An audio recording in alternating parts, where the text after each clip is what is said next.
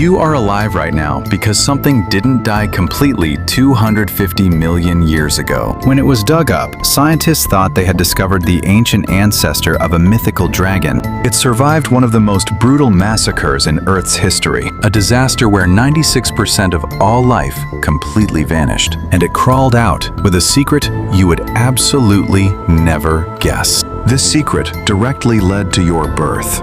It took scientists 100 years to figure this out, and then they fell into a collective silence because the conclusion was just too absurd. The ancestor of all mammals on Earth was once a 5-ton fat giant. Its body was as round as a balloon, its head was as small as a fist, and it walked so slowly that even a turtle could catch up with it. It was the textbook example of a useless creature. Yet, in an era before dinosaurs were even born, it was the largest land animal on the entire planet, bar none. What's even more outrageous is that it was a strict vegetarian and didn't touch a single bite of meat. Yet every predator that dared to approach it ended up dead. No one knew how it did it. Until 2013, in Oklahoma, USA, a perfectly preserved fossil was dug up. Researchers entered the data into a computer, and the system immediately threw an error because the body proportions of this creature made it theoretically impossible for it to even stand up. And the last thing it left behind on Earth is inside your body right now. Hello, Earthlings. Today we are going to talk about Cotylorhynchus.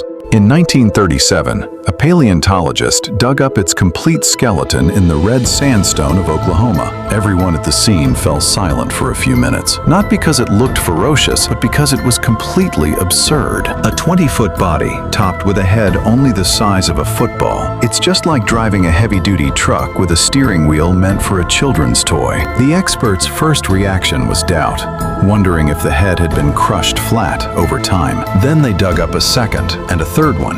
The conclusion was identical.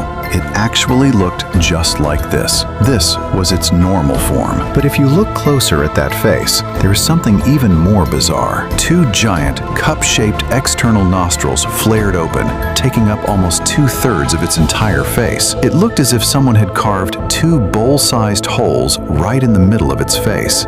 The name Cotylorhynchus, which means cup-nosed lizard, comes exactly from this. What on earth were those two nostrils used for?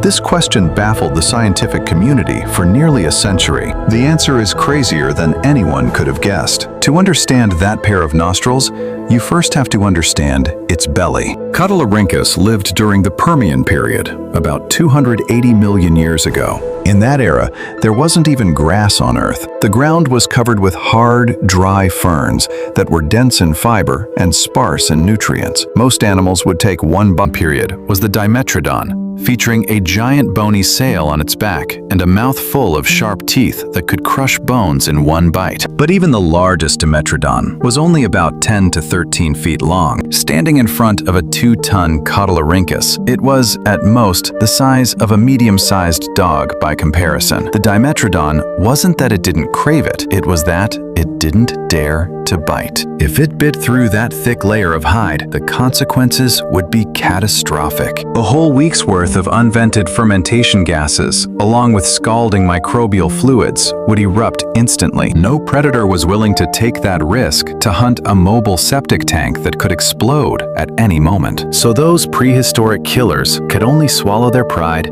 and walk away muttering. This was Cotylorhynchus's ultimate defense. It didn't rely on fangs, claws, or toxins, just a body of thick flesh that nobody dared to mess with. However, after ruling for nearly 20 million years, it still disappeared, not from dying in a sudden disaster, but by being slowly phased out by time. In the mid-Permian period, a group of more highly evolved synapsids arose, called Thyreodontia. They had faster metabolisms and stronger adaptability, and they began to take over the ecological niche that Cotylorhynchus relied on to survive. Its population slowly shrank, and its territory diminished bit by bit. There was no epic war, No sudden doomsday, it just quietly vanished one day. But its lineage did not completely disappear. Another branch belonging to the same overall class survived through the long evolutionary competition. They became smaller and smaller, more and more agile. The end of this road is mammals, which means all the cats and dogs on Earth today, and you,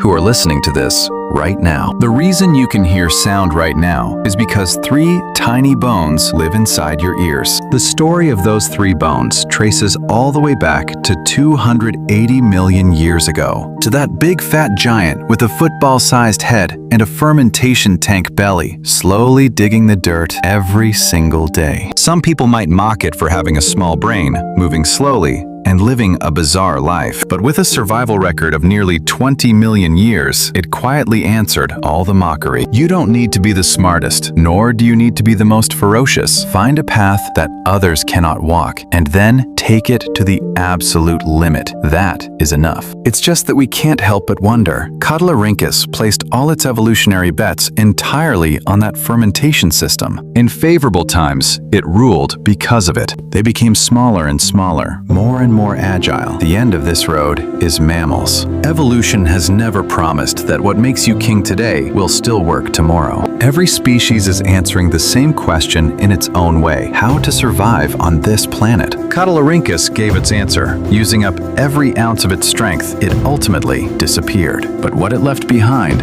still remains. Right inside those 3 tiny bones in your ear, it is quietly pulsing without stopping for even a single moment.